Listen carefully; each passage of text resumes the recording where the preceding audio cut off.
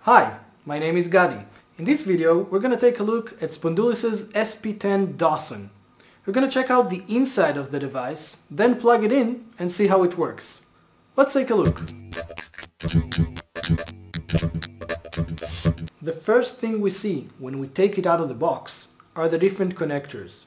We have a USB connector, a serial console connector, an Ethernet connector, and a slot for a micro SD card. The USB connector may be used for a Wi-Fi dongle. The micro SD card will only be used for recovery. Let's flip it over and take a look at the back. When we look at the back of the machine, we can see the fans and the integrated power supply. The power supply is rated 1 kilowatt and uses a standard power cord. It's easily detachable for future upgrades. That was the outside of the device. Let's take a look at the inside. When we look at the inside of the machine, we can see three main boards. The first one is a management board with 1 GHz TI Citara processor. The board is compatible with BeagleBone Black. The two other boards are the ASICs boards. Each board contains 96 Spondoolis Bitcoin mining ASICs, totaling at 192 ASICs.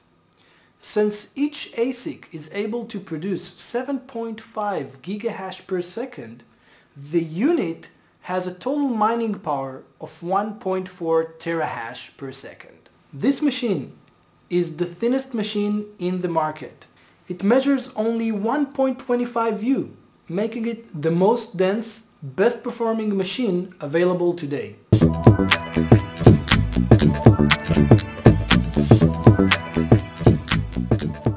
The 1.25 U enclosure allows us to stack up to 32 miners in one rack.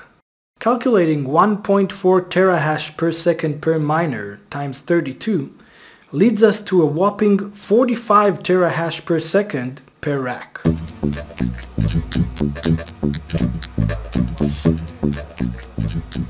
The miner is made to be a plug-and-mine device. There's no need to go searching for IP addresses. You simply plug it into your local network, go to the address start.spminer.io, and there you'll see a list of all of the miners that are available on your local network.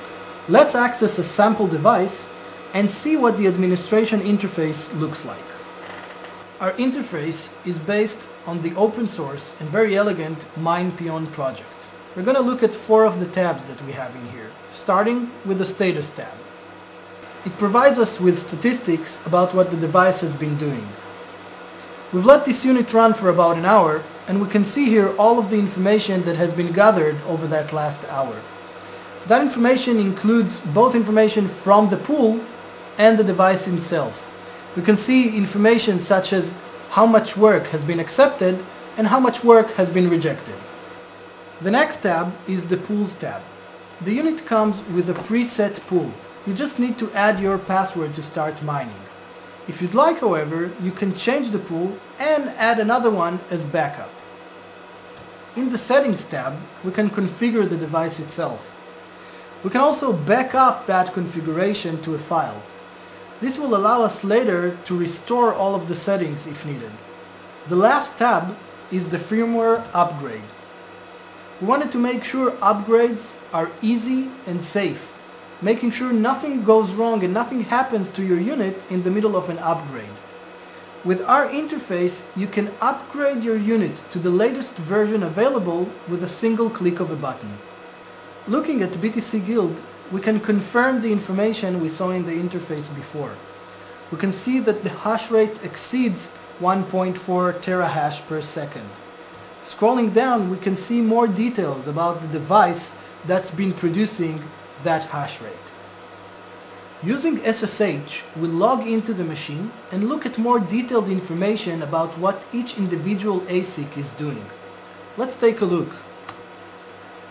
We can see the performance of each individual ASIC, and we can also see a summary of how the entire machine is performing. Lastly, we look at the power consumption at the wall.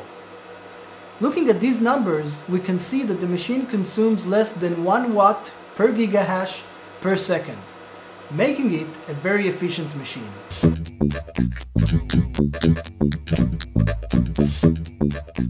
Thank you for watching this video.